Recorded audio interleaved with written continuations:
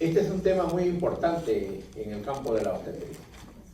Un tema muy común, muy frecuente, que es necesario que ustedes conozcan y que es necesario que sepan detectar y manejar. Hace pocos años se hizo un estudio en la maternidad de Lima sobre las consultas externas, cuál era la patología o cuál era el problema más frecuente por el cual acudían las gestantes a un servicio obstétrico.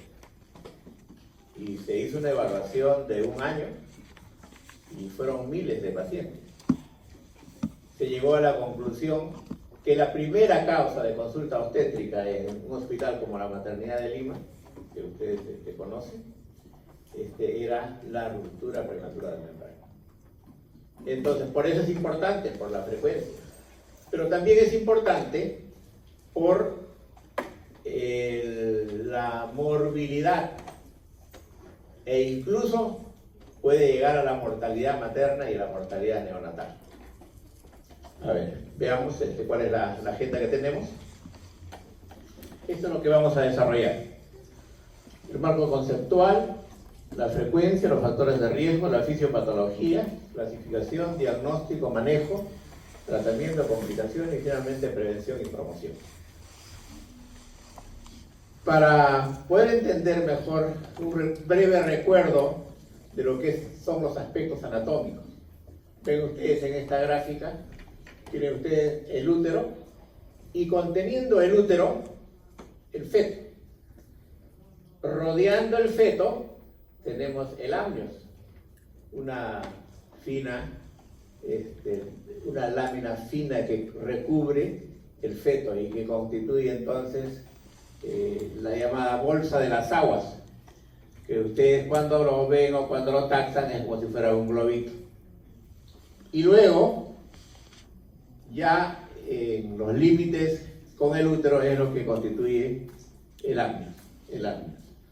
En la parte inferior ven ustedes el cuello, y el cuello por su estructura constituye la parte más débil, la parte donde se rompe con mayor frecuencia y las membranas ovulares entonces pueden sufrir una alteración, una ruptura en la parte baja por esa misma estructura anatómica que tiene.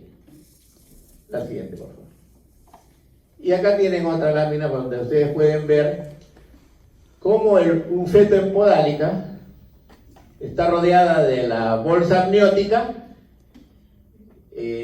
Acá tienen ustedes el cordón umbilical y la placenta, pero toda esta estructura termina en la parte inferior, en la parte más débil que es el cuello uterino, ¿no? Que es la zona donde con frecuencia se rompe la bolsa de las aguas. Acá tienen en la otra lámina una membrana rota.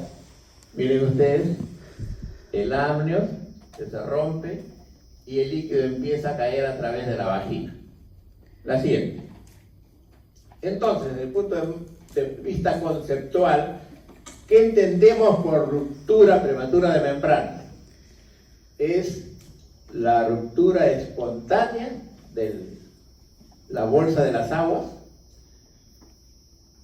de las membranas poliamnióticas, producidas al iniciarse el trabajo de parto o antes del inicio del trabajo de parto, en una gestación posterior a las 22 semanas.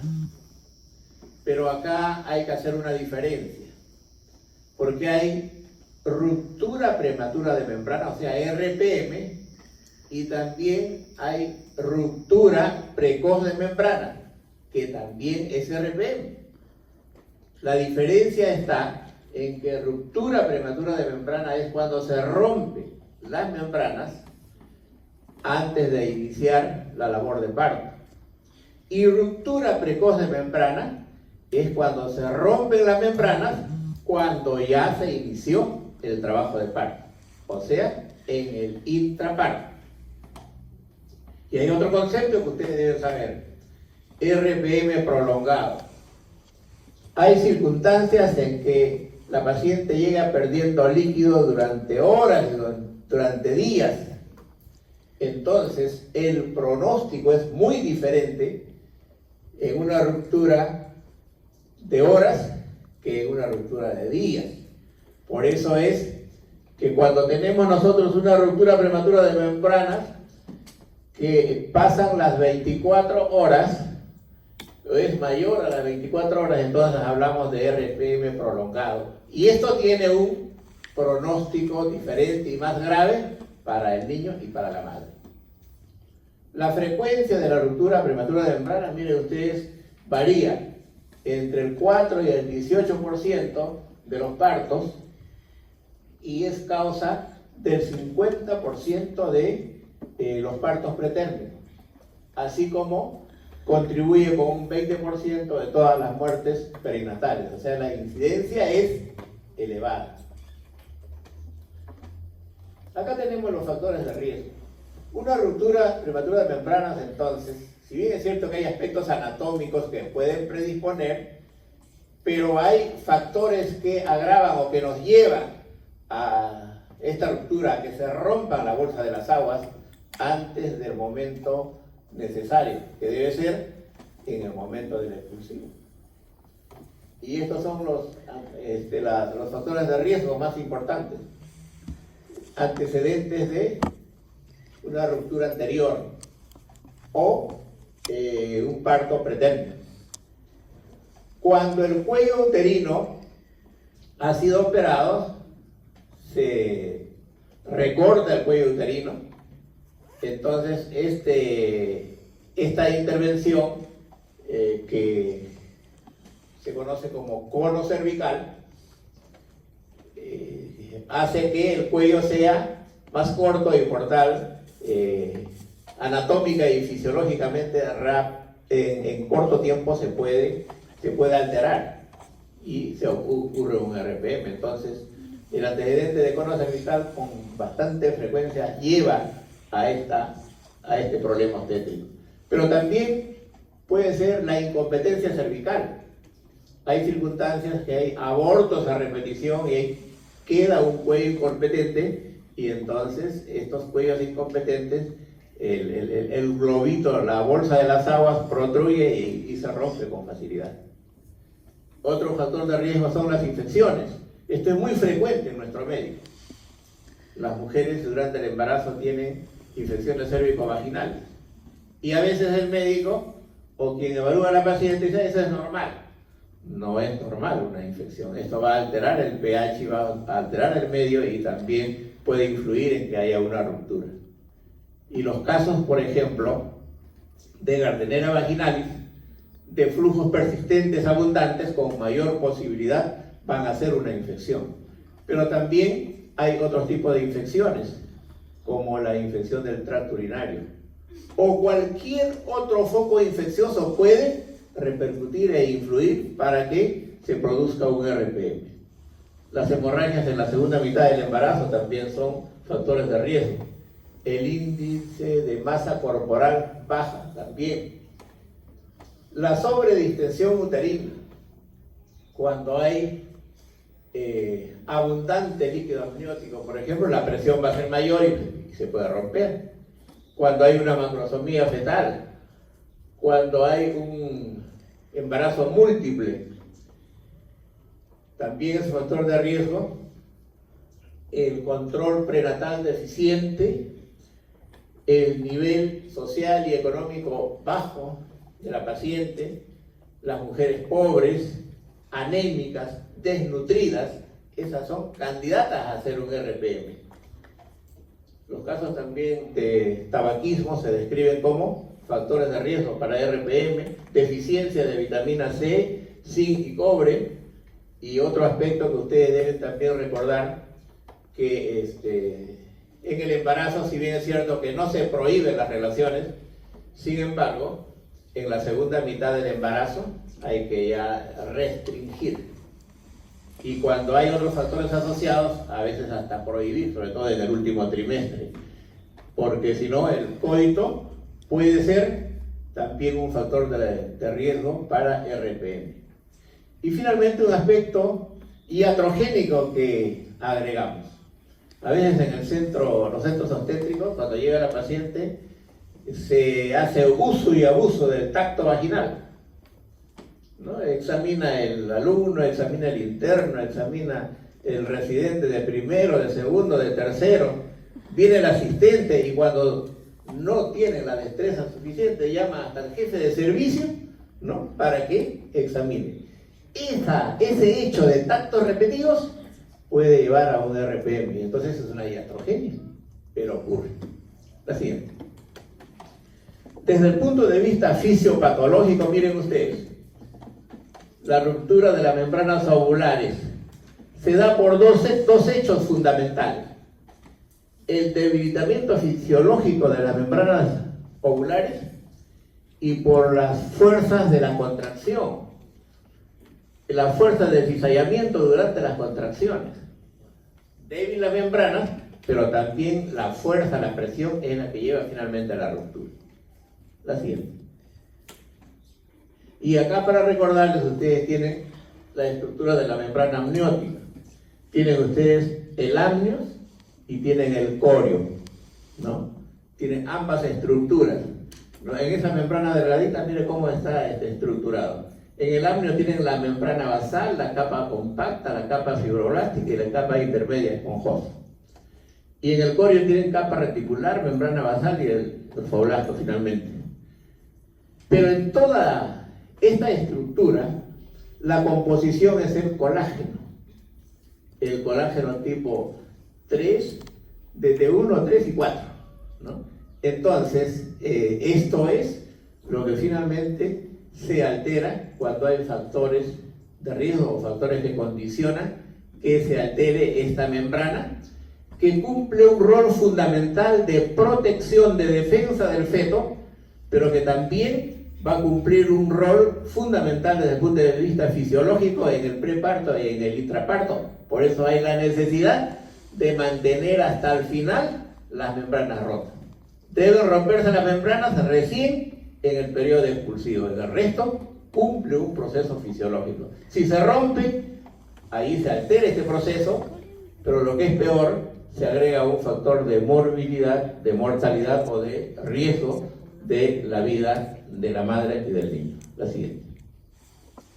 Desde el punto de vista fisiopatológico también, miren ustedes, para insistir en lo que es por qué se produce la ruptura prematura de las membranas, porque hay disminución de la fuerza tensil de las membranas, porque hay distensión de las membranas, porque hay defectos localizados, porque hay degradación del colágeno o disminución y alteración del colágeno, y finalmente porque hay también apoptosis celular, y apoptosis saben ustedes que quiere decir muerte celular, ¿no?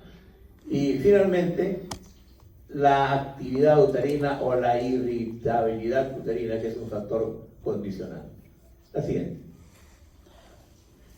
Esta lámina para mostrar a ustedes la clasificación del RPM o ruptura prematura de membrana.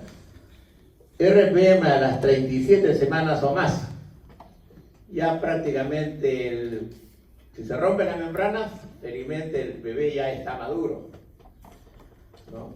Y por tal entonces, con feto y pulmón maduro, si se rompe, finalmente la decisión va a ser hay que terminar con la gestación, no hay ningún problema.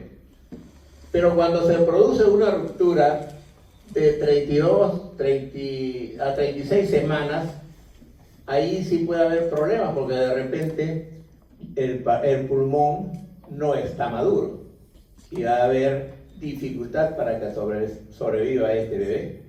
Entonces, acá hay la necesidad de corroborar si el feto tiene ya el pulmón maduro. Teóricamente, se dice que a las 34 semanas ya maduró el pulmón y por tal ya podemos sacarlo. Sin embargo, esto no es tan exacto, no es tan matemático, por eso es que hay la necesidad de evaluar y hacer pruebas para determinar si hay ya maduración pulmonar. Entre las 25 y 33 semanas, ¿sí?, hay la necesidad de hacer maduración pulmonar, porque de ahí definitivamente no hay maduración pulmonar y hay que preparar las condiciones.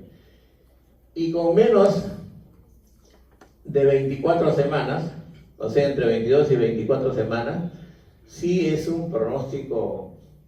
En esta clasificación los productos tienen un pronóstico reservado, un pronóstico negativo. Muy difícil que un niño de menos de 24 semanas sobreviva. Generalmente se pierden estos bebés, aún con todo el desarrollo tecnológico y la especialidad bastante desarrollada. Y acá sí hay dos parámetros, miren ustedes, cuando hay una infección intraamniótica y cuando no hay infección. Cuando no hay infección, ahí podemos nosotros esperar y observar. Pero si hay infección, se acabó la espera. Ya no interesan las condiciones del bebé y hay que salvar a la madre, porque ya el futuro para el niño es prácticamente cero. ¿Cómo hacemos el diagnóstico de RPM? El diagnóstico de RPM se basa en la constatación, en la observación de la presencia de líquido amniótico, ¿no? Y felizmente en un 80-90% de los casos, este líquido se observa, se ve. Entonces lo que ustedes tienen que saber es reconocer si es o no es líquido amniótico. Y si no, se completa con la maniobra de Valsalva, ¿no? ¿En qué consiste la maniobra de Valsalva? Ustedes colocan un espéculo y invitan a que la paciente empuje y ustedes van a ver la salida del líquido amniótico a través del cuello. Y si no, se hace una ligera presión del fondo uterino y ustedes van a ver que sale el líquido amniótico a través del cuello, y si están sin espéculo sale incluso a nivel de la vulva y ustedes lo van a reconocer, ¿no? Sin embargo, este criterio de apreciación y de observación se puede confundir. Se puede confundir porque a veces hay pérdida de líquido intermitente y puede tratarse de hidrorrea, es decir, líquido por la vagina, que se confunde, no es líquido amniótico. Pero también otras veces hay contaminación y hay líquido en vagina que puede ser flujo vaginal o secreción cervical, puede ser semen, puede ser orina o puede ser sangre, o sea, se puede confundir, ¿no? Entonces, siendo tan fácil, hay que ser acucioso para poder establecer si es o no es líquido amniótico. Pero para esto también es importante la anamnesis, el interrogatorio, la siguiente, ¿no? La anamnesis es importante. Y cuando llega una paciente le va a describir, en primer lugar, doctor, yo me incorporé o caminé y bruscamente he sentido que me ha bajado el líquido. Y ese líquido me chorrea, me moja las piernas. Fíjense, esa descripción tan sencilla, eso es una expresión, una característica de la pérdida de líquido amniótico. Le moja la cara interna de los muslos a la paciente. Y entonces la paciente sigue su descripción y dice, cuando ustedes le preguntan, ¿y cómo era ese líquido? Entonces le va a decir que era líquido claro. Y efectivamente ustedes pueden constatar que es un líquido claro, cristalino. Pero a veces puede estar impregnado también de meconio, cuando hay secreciones en vagina. Entonces viene la otra pregunta, ¿y qué olor tiene ese líquido? Y ella le va a decir, doctor o doctora, ese líquido es con un olor a lejía, ¿no? Se parece entonces al hipoclorito de sodio, olor a lejía, y entonces esta es la clásica descripción de que eso es líquido amniótico. Por eso es que la anamnesis y el examen podrían ser suficientes para hacer el diagnóstico, pero hay que sacarlo con mucha claridad.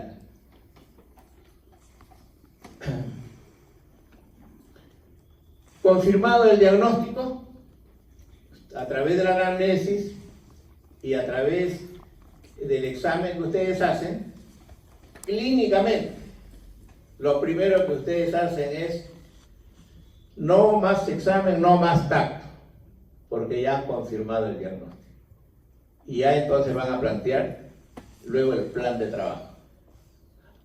A no ser que ustedes vean meconio y que sospechen de sufrimiento fetal. Allí, entonces, hay que completar el examen porque se trata de tomar decisiones. Bien. Esto es para insistir en la maniobra de Valsalva que ya les expliqué, ¿no? Que consiste en colocar el espéculo, invitar a que la señora puje, le deja que repose un poco la posición en supino, que descanse y luego señora puje y ustedes ven que sale líquido amniótico. Si no, una breve presión del fondo uterino y sale el líquido amniótico claro a través del cuello. Pero también hay otras maniobras.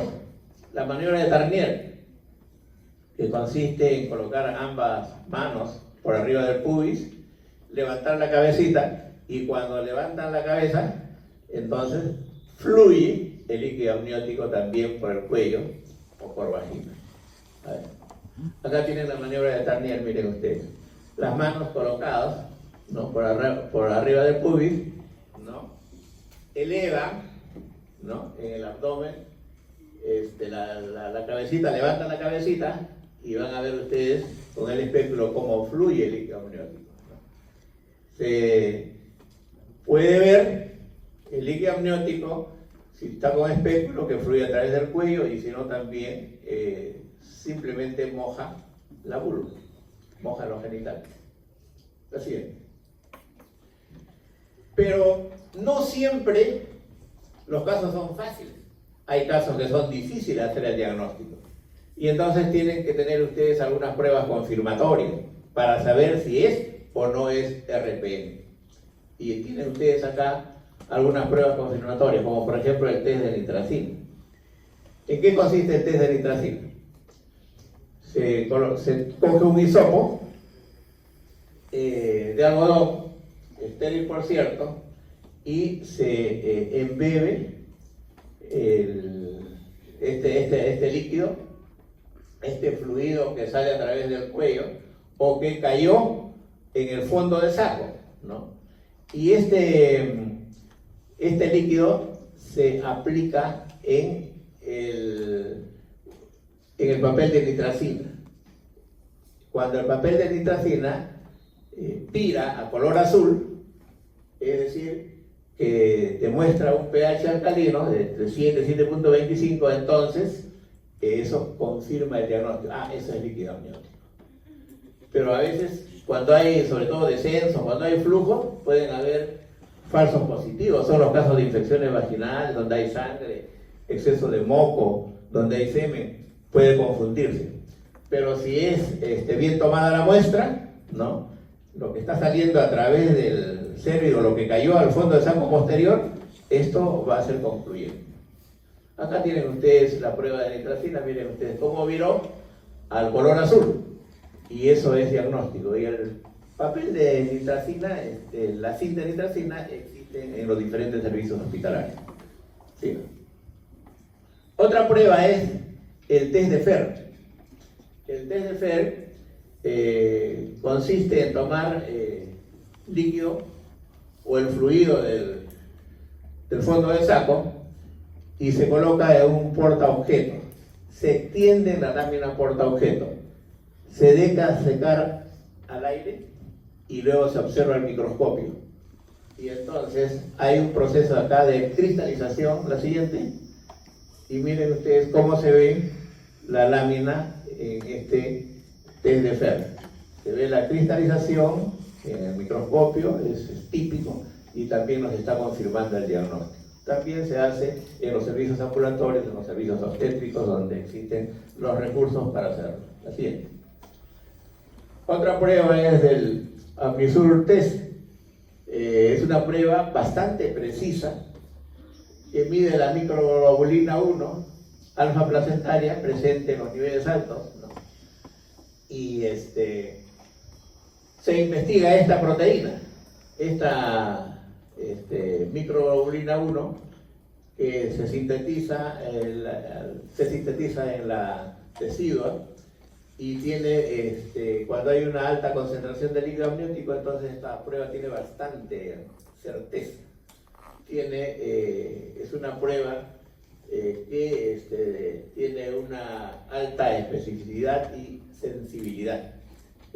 Sin embargo, no todos los servicios obstétricos tienen la facilidad para hacer la prueba, pero si lo tienen, es una prueba altamente confirmatoria de efectividad. La siguiente.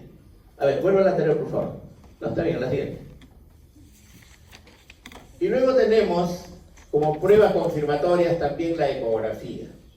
La ecografía. Cuando se hace una ecografía y en la ecografía no se encuentra líquido amniótico o el líquido amniótico ha disminuido bastante, entonces sospechamos o nos confirma que estamos frente a un RPM. El hacer una ecografía, además de revelarnos la cantidad o el volumen de líquido amniótico, permite también estimar el crecimiento fetal y la maduración placentaria, ¿no? De tal manera de que esta ecografía es importante y hoy día todos los servicios tienen este ecógrafo y puede hacerse entonces con bastante facilidad, ¿no? Tenemos también la amniocentesis, es decir, el entrar a la cavidad amniótica y inyectar una sustancia que puede ser azul de Evans o índigo.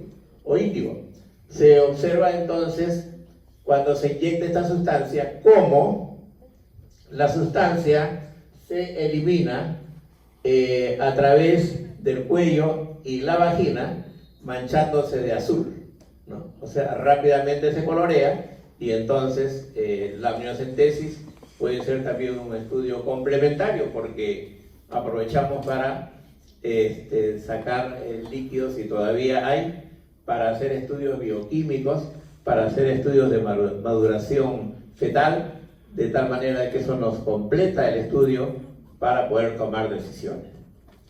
Y finalmente es una prueba también el test de fibronectina. La fibronectina es una proteína que se encuentra en las secreciones cérvico-vaginales. Permanece elevado durante las 22 semanas y disminuye entre las 22 y 24. Hoy día entonces también es una alternativa para la confirmación diagnóstica.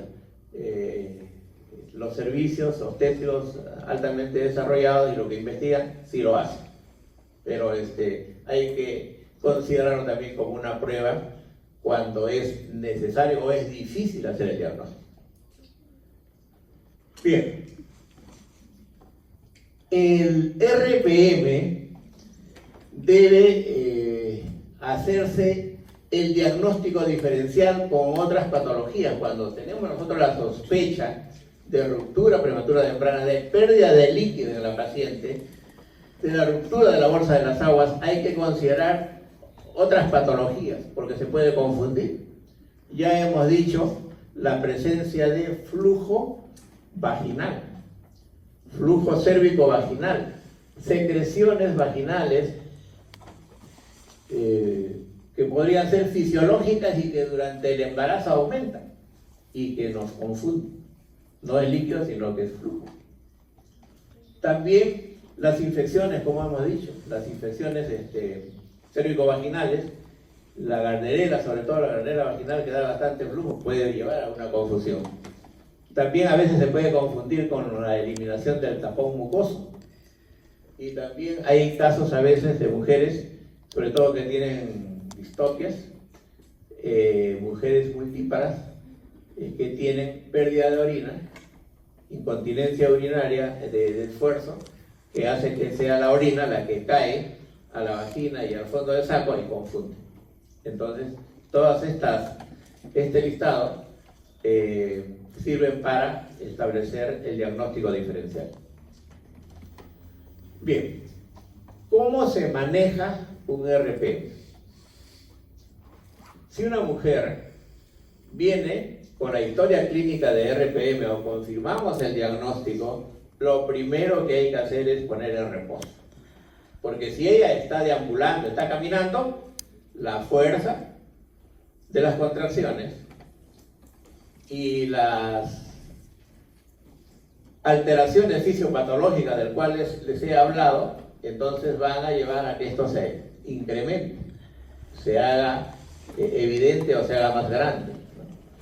Pero por otro lado, cuando hay una ruptura prematura de membranas, estamos frente a una amenaza de prolapso del cordón. O sea, se escape el cordón. Y entonces hay una mayor complicación en esta gestación. Y lo que se trata cuando hay un RPM, sobre todo cuando es pretérmino, es de evitar que esto progrese, que esto avance, porque sabemos la cadena de complicaciones que pueden derivar.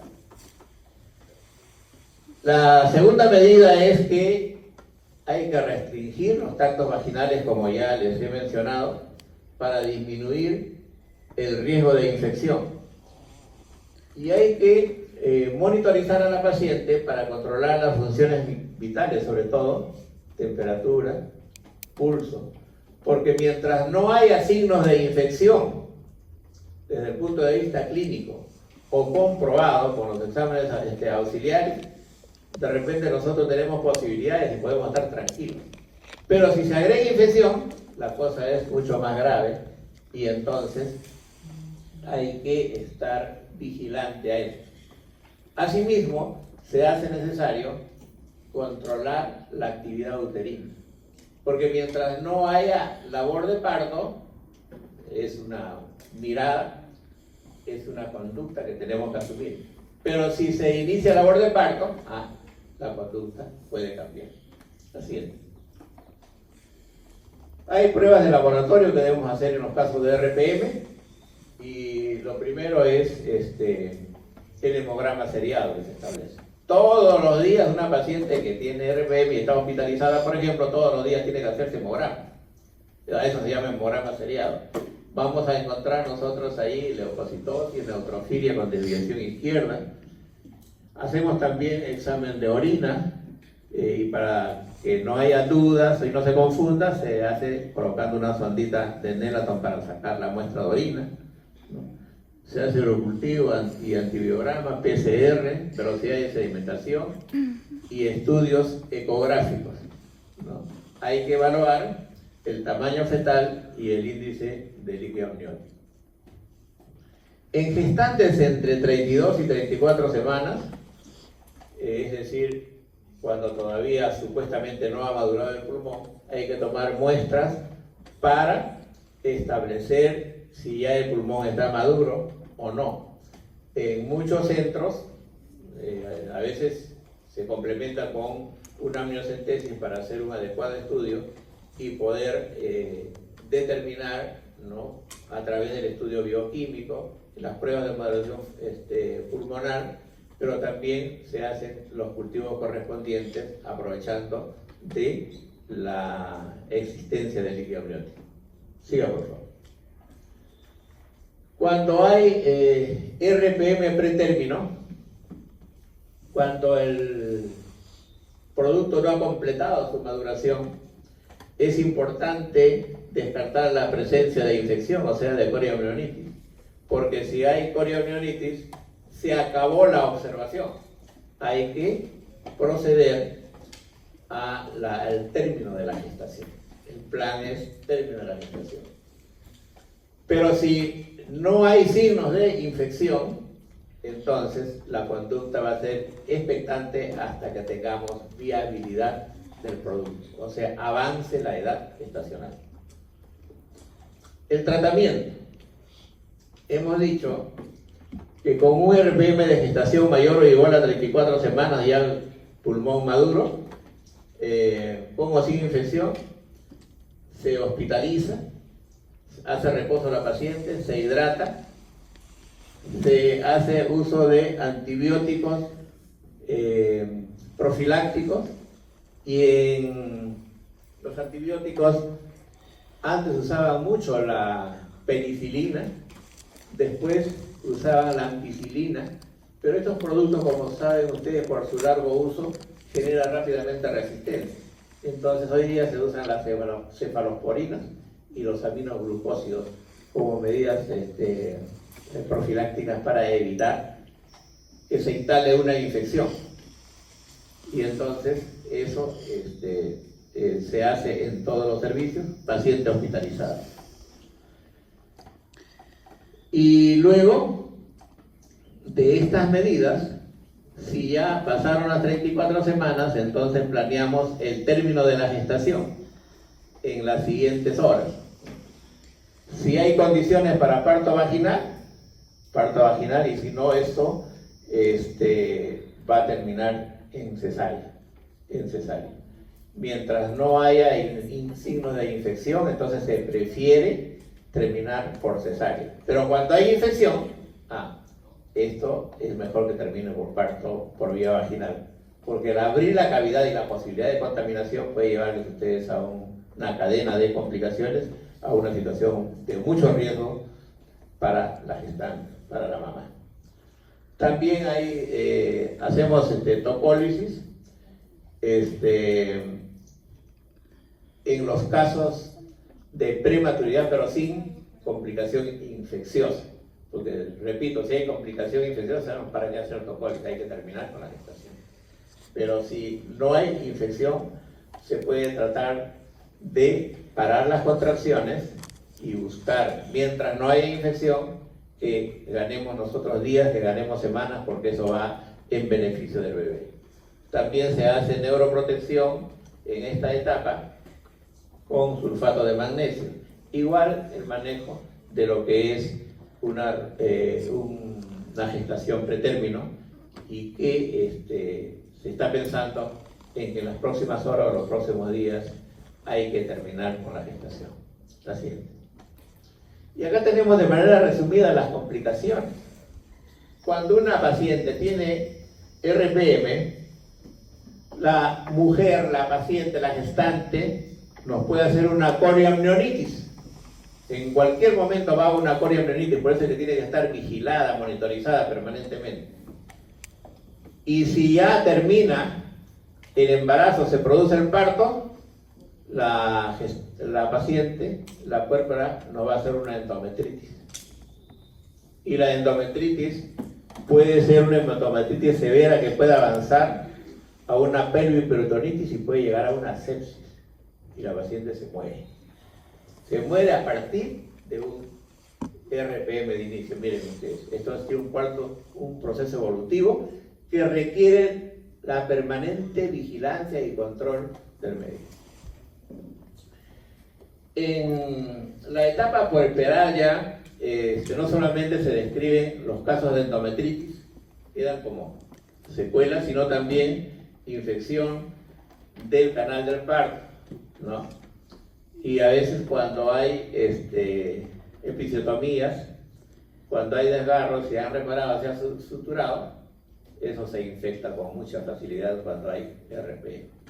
Entonces, el manejo médico, el manejo quirúrgico es importante acá, y la cobertura antibiótica, porque esto va a demorar esa evolución. Y en relación al neonato, miren ustedes las complicaciones o la repercusión del neonato, porque va a ser un niño que potencialmente se infecta y generalmente es un prematuro.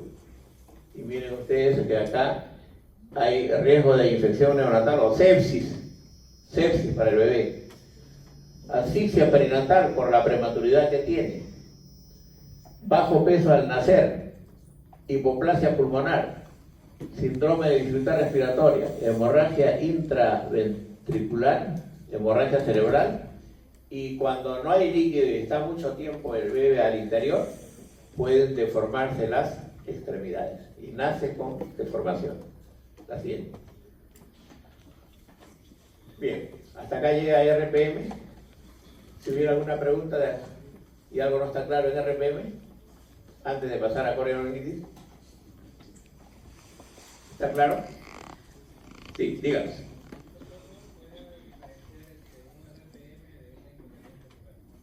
De una incompetencia cervical. Bueno, el RPM es la ruptura de la bolsa de las aguas y pérdida de líquido, que se produce o se podría producir cuando hay incompetencia cervical, porque en la incompetencia cervical el cuello se abre antes de tiempo. Ese cuello se dice incompetente porque ahí hubo una cirugía, hubo legrado, por ejemplo, hubo abortos a repetición, y entonces el cuello se abre con facilidad y la bolsa de las aguas entra con fuerza a esa zona de menor resistencia, de tal manera que es una especie de un forado a donde ese globito va a emerger, y la fuerza de las contracciones, el impulso va hacia esa zona, de tal manera que con más posibilidad se rompe. Por eso es de que la técnica para manejar la incompetencia cervical y gestación es hacer el cerclaje. Se amarra el cuello, ¿no? Precisamente para que no se produzca este hecho desde el punto de vista fisiológico. Y recién se libera el cuello cuando ya el feto está maduro, cuando llegamos a término. Entonces, se puede producir, por eso es que toda paciente que tiene la historia de incompetencia cervical tiene que estar vigilada, y de repente llega a cirugía y tiene que estar estrictamente controlada para que no se produzca este fenómeno. Bien, seguimos con corioamnionitis. ¿Qué cosa es la corioamnionitis? Es una infección inespecífica de la cavidad amniótica. La cavidad amniótica se ha infectado, pero se ha infectado también sus anexos, y también se infecta el feto, ¿no? Entonces, las bolsas, las membranas amnióticas y su contenido se infectan. Se origina en una gestación de más de 22 semanas, ¿no? O puede ocurrir, mire, una infección, una corioamnionitis con RPM y sin RPM. Cuando hay RPM es como si existiera una puerta abierta y por ahí ingresan los gérmenes. Pero hay otras circunstancias que sin que la puerta esté abierta, por las paredes, por los laterales, ascienden y por continuidad se infecta también la cavidad intrauterina. Por eso es que hay que considerar ambas posibilidades. Los gérmenes que producen esta infección son de diferentes tipos, aerobios y anaerobios. La Escherichia coli, el Streptococcus, o bacteroides, micoplasma, clamidia, es decir, hay un listado enorme de gérmenes que pueden ingresar, están por vía ascendente, desarrollan por la vagina y pueden entrar a la cavidad uterina. Entonces, esa es este cuadro de colonización y multiplicación de los gérmenes y ingreso a la cavidad uterina, es lo que se llama corioamnionitis, que es una infección severa y de elevadísimo riesgo en el embarazo. La corioamnionitis entonces es una patología propia del embarazo, es una complicación en el embarazo. Es una inflamación e infección de miren ustedes, de la placenta, el corio, el amnios y el feto. Es infección de todo el contenido uterino. Esto nos lleva a una elevada morbilidad y mortalidad materna y neonatal. Miren ustedes, acá tienen una lámina para que no se olviden, ¿no? Las membranas rotas, ¿no? Los gérmenes de en la vagina ascienden y entran a la cavidad uterina, ¿no? Y ahí comprometen el amnios, comprometen la placenta, comprometen el feto, comprometen el líquido amniótico. Hay circunstancias que cuando examinamos a esta paciente observamos que lo que cae es pus. Pus se ve las características de pus y tiene mal olor, para que vean la severidad de la infección. Desde el punto de vista epidemiológico, felizmente se describen en los servicios 1 a 2% de estos casos, de todos los embarazos, ¿no? Es mucho más frecuente en los partos prematuros. Y desde el punto de vista fisiopatológico, la infección puede ser por vía ascendente, ¿no? Puede ser transcervical y vía ascendente por continuidad, puede ser vía hematógena o transplacentaria. Hay gérmenes que toman esa vía y la infección se hace mucho más grave y mucho más rápido, o sea, puede ser transparietal, o sea, es de abajo hacia arriba. Y la infección, la gravedad de la infección dependerá, en primer lugar, del factor terreno, ¿no? Porque hay mujeres que no se defienden bien y entonces con más rapidez y severidad se produce la infección. Pero también dependerá de la vía. Si toma una vía hematógena es una infección grave, en corto tiempo lo tienes en periperitonitis y lo tienes en sepsis. Entonces hay otros factores que van a influir. Y también dependerá de la agresividad del germen. Antes había infecciones por Clostridium whey. Esas infecciones por Clostridium se llevaba a la paciente en menos de 72 horas, ¿no? Entonces, hay que considerar que hay varios factores que influyen en el desarrollo de una infección. No es una nada más. Por eso es que hay que actuar rápido y cuando se detecta una infección, hay que entrar con todo. No saben, pero lo ideal sería hacer un cultivo, pero si no tienen cultivo, tienen ustedes que hacer toda la cobertura antibiótica para que así puedan salvar a la paciente. Hay también factores de riesgo acá, ¿no? El RPM, sobre todo el RPM prolongado, y cuando se hacen tactos a repetición, ¿no? Cuando hay pérdida de tapojo mucoso más de 48 horas, se describe también. Cuando hay aumento del pH vaginal y hay ausencia de moco cervical. Cuando hay anemia, desnutrición, bajos niveles de zinc. Y también acá se describe el coito en las últimas semanas de embarazo, sobre todo, ¿no? Trabajo de parto prolongado, ¿no? Incompetencia cervical y polidrama. Todos estos son factores de riesgo para poder llegar a una corioamnionitis. ¿Cuál es el cuadro clínico de la corioamnionitis? Cuando ustedes sospechan de corioamnionitis, en primer lugar, se describe la irritabilidad uterina, contracciones uterinas, o sea, el útero muy sensible, irritable. Líquido amniótico purulento y con mal olor, eso se objetiva, eso ustedes lo detectan al examinar. Aparece fiebre materna, taquicardia materna, taquicardia fetal, ¿no? Hay hipertermia en algunos casos y otros casos que no se puede, o no se llega a determinar el alza térmica, por si acaso, ¿no? Así que hay que tener cuidado con esto. Y alteración de la frecuencia cardíaca fetal, apareciendo el TIP 2 y el TIP 3, ¿no?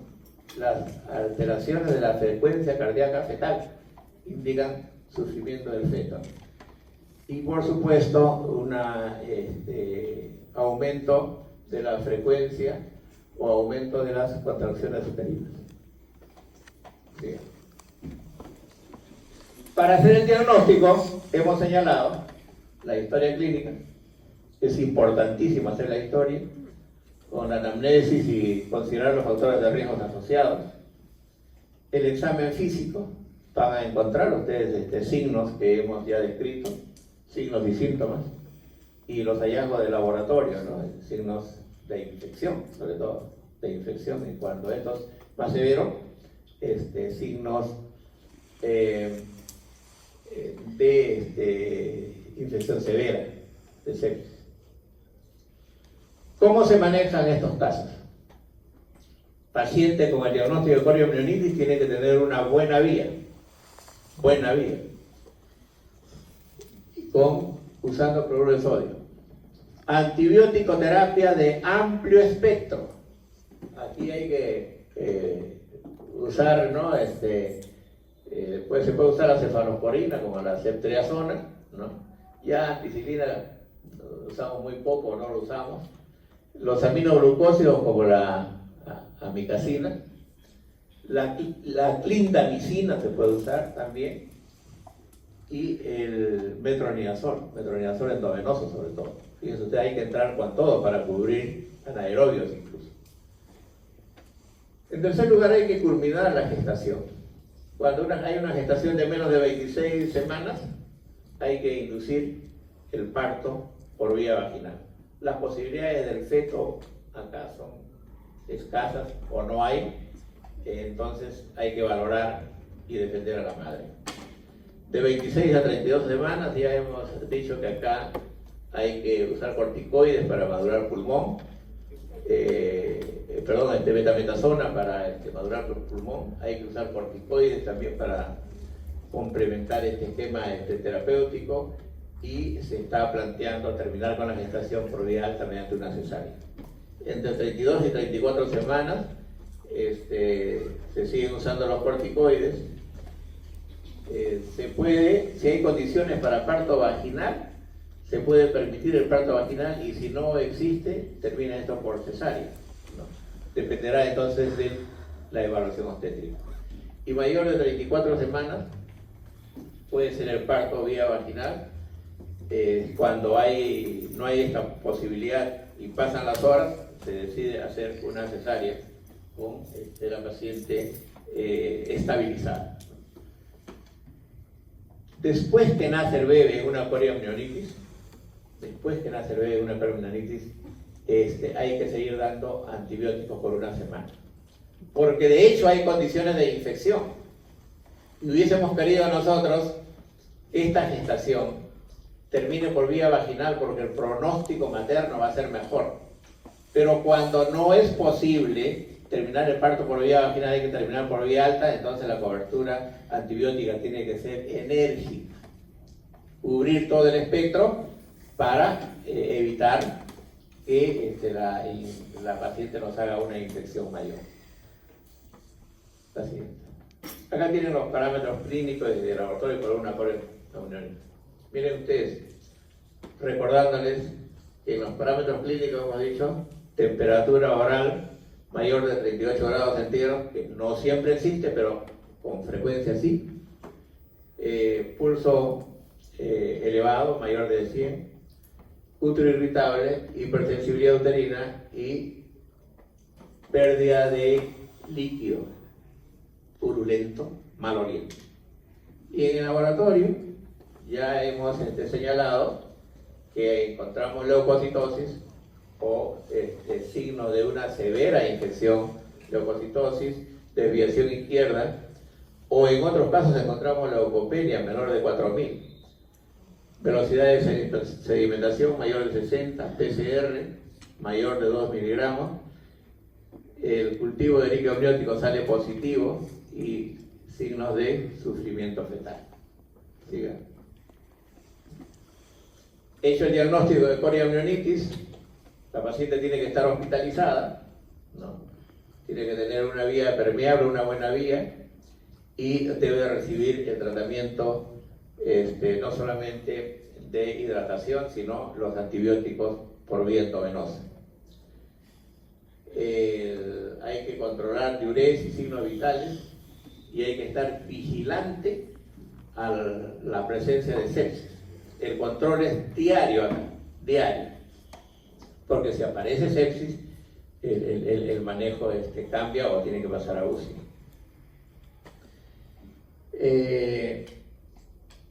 Tratamiento antibiótico que ya hemos señalado, y en el tratamiento antibiótico considerar que el beneficio del antibiótico es en la disminución del riesgo de sepsis neonatal tardía, ¿no? La mamá de todas maneras va a estar infectada, pero básicamente tratamos de evitar que el niño salga tan mal o que tenga una sepsis posterior y se pierda de todas maneras el bebé. Sí. El parto es una alternativa y, como hemos señalado, si tenemos condiciones para parto vaginal cuando hay corioamnionitis, mejor, porque no nos va a contaminar toda la cavidad abdominal o todos los planos del abdomen, si es que esto termina por parto por vía vaginal. Pero cuando hay las condiciones obstétricas. Por eso decimos, se procurará terminar en los casos de corioamnionitis en un parto por vía vaginal. Ese es lo ideal. La duración del tratamiento antibiótico depende de la evolución, pero hay que señalar que hay que proteger a la puérpera por lo menos una semana posterior al parto. Hay que evitar, mientras haya en el intraparto, mientras esté el bebé en la cavidad uterina, hay que evitar que haya hipertermia. ¿Y por qué hay que evitar que haya hipertermia? Porque cada vez que hay hipertermia hay taquicardia, ¿no? Hay sufrimiento del feto, se daña el feto. Por eso es que hay que bajar por todos los medios la temperatura, porque eso está complicando la situación del bebé. Cuando son embarazos de menos de 26 semanas, 25 semanas, eso debe terminar por vía vaginal. ¿Por qué? Porque el producto no tiene futuro. ¿Para qué defender algo que no tiene futuro? Entonces, allí el concepto es como la vieja obstetricia.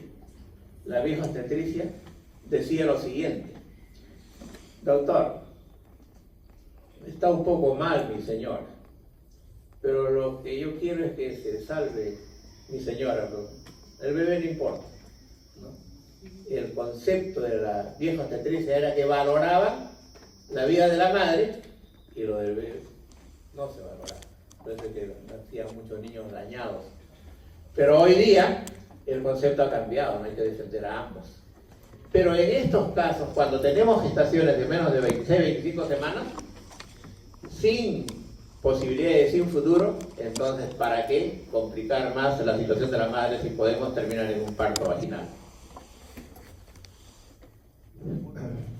Una vez que se produce el parto, en el alumbramiento, la placenta debe ser estudiada también. Va a patología, debe ser estudiada. Finalmente, debemos señalar que en relación al pronóstico, las madres pueden desarrollar, en estos casos de corioamnionitis, endometritis puerperal, pero como toda esta zona fue bañada por pus, toda la cavidad intrauterina fue bañada por pus, entonces, y a veces esto pasa a lo que es la pelvis y sale al abdomen, va a quedar como secuela un síndrome adherencial, ¿no? Adherencia y un síndrome adherencial y van a quedar problemas a veces de por vida, cuadros dolorosos, de adherencia, de reinfecciones, a propósito de estas infecciones de corioamnionitis. Y en los neonatos, los niños, miren ustedes, tienen mayor probabilidad de morir, 4 veces más, y hacen generalmente síndrome de distrés respiratorio, ¿no? Hacen neumonía, sepsis, hemorragia intraventricular, o sea, tienen un pronóstico muy grave estos niños, ¿no? Sacarlos es todo un problema. En los servicios de neonatología están semanas, están meses para sacarlos adelante por la cadena de complicaciones que traen. Dentro de ellos, la infección. Ojalá que puedan sobrevivir, pero sacarlos de una sepsis es bien difícil, muy laborioso y costoso. El RPM, entonces, si bien es cierto que tiene que tener un enfoque, un conocimiento, un manejo, sobre todo hay que hacer prevención. Hay que evitar llegar a tener un RPM, porque después del RPM vienen las otras complicaciones que hemos señalado: prematuridad, y si hay infección, corioamnionitis, ¿no? Infección severa, secuelas, adherencias, cuadro doloroso o finalmente la muerte. Entonces, lo mejor es evitar llegar a una situación de RPM. Y para ello, el punto fundamental es el control del embarazo. Pero un control del embarazo de calidad significa que ustedes evalúan desde el punto de vista obstétrico y desde el punto de vista general a la paciente que llega al control. No como vienen haciendo en diferentes servicios obstétricos, donde llega la paciente, le pesa, miden la altura uterina y eso es todo. Entonces no hay anamnesis, no hay búsqueda de complicaciones que se podrían haber agregado durante el curso de la gestación. El control prenatal es para detectar procesos que trae la paciente, que se agrega durante el embarazo, complicaciones que se presentan, alteraciones del bebé, riesgo del bebé. Entonces para eso es el control. Si tienen una mujer, por ejemplo, que llega con flujo, usted no se va a ir así sin tratamiento, tiene que tener tratamiento. Si viene una mujer con una infección urinaria, tiene que salir con tratamiento. Para eso es el control, para evitar que haya esta complicación. En segundo lugar, hay que detectar los factores de riesgo. Tengan en cuenta los factores de riesgo y los signos de alarma, ¿no? Porque hoy día incluso se habla de ruptura prematura de membranas baja y alta. Cuando es baja, el pronóstico es más severo. El problema va a ser mucho más grave. Pero cuando es alta, el reposo, el control, para de repente y el embarazo continúa. Entonces, por eso es que los signos de alarma son importantes, ¿no? En tercer lugar, cuando hay focos infecciosos hay que tratarlos. Todos los focos infecciosos se tratan porque es uno de los principales problemas que hay en nuestro medio, en nuestra población. Por las condiciones sociales, por las condiciones sanitarias, vienen las mujeres a veces en pésimas condiciones y eso es un factor de riesgo para el RPM. En cuarto lugar, cuando hay una gestante que tiene factores de riesgo, tiene que tener el reposo adecuado, sobre todo en las últimas semanas. La cultura de nuestra población, tengan en cuenta ustedes, no es una cultura tan amplia. A veces la falta de cultura o la ignorancia del esposo hace que le exija a la mujer, a la esposa, a tener relaciones hasta el final, días antes del parto. Y luego cuando tiene el parto y sale del puerperio, y eso ustedes cuando vean y tratan con sus pacientes, está el esposo esperándole en la casa para tener relaciones, para que vean a dónde llega su nivel de ignorancia, ¿no? Y que puede establecer situaciones graves para las puertas. Nosotros en la vida hospitalaria hemos visto tantos casos, hemos visto desgarros amplísimos por relaciones postparto en el puerperio. La mujer llega a la emergencia sangrando, pero no solamente se expone a una situación de desgarros, de lesiones que hay en la puerta, porque el tejido es friable, la vagina es friable, sino que se expone también a situaciones de infecciones severas, ¿no? Y eso lo hemos visto en la emergencia. Entonces eso se ocurre en la comunidad y ustedes en cada diálogo con la paciente tienen ustedes que explicarle el puerperio, cuánto dura y en qué tiempo consolidan los órganos para que puedan volver a tener vida sexual. A ver, vuelvo al anterior. El quinto punto acá es evitar los tactos a repetición, ¿no? Entonces, ustedes como estudiantes siempre están en busca de la oportunidad para hacer examen, para hacer tacto, ¿no? Entendible por la necesidad que ustedes tienen, pero entiendan también que si ya muchos lo han hecho, no hacerlo porque ese es un factor de riesgo para RPM. Entonces, deben hacerlo, pero hay que tener cuidado que no haya abuso. Y por otro lado, considerar que en el manejo de la gestación, del inicio del trabajo de parto, del diagnóstico de parto, de la labor de parto, no significa estar metiendo los dedos a cada rato, porque la clínica es lo que prima acá. El tacto es un aspecto complementario, ¿no?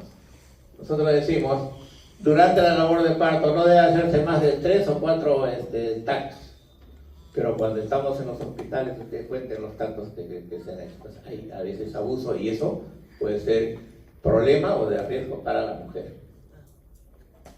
Y finalmente, el manejo adecuado de la incompetencia cervical, del cual ya hemos hablado, ¿no? Tener en cuenta si alguien trae historia de incompetencia cervical, tiene que tener un manejo especial, porque si no, termina en RPM. Muy bien, hasta acá esta presentación. Si hubiera alguna pregunta. No hay pregunta, quiere decir que se entendió el tema. Muy bien, continuamos a la siguiente. Gracias.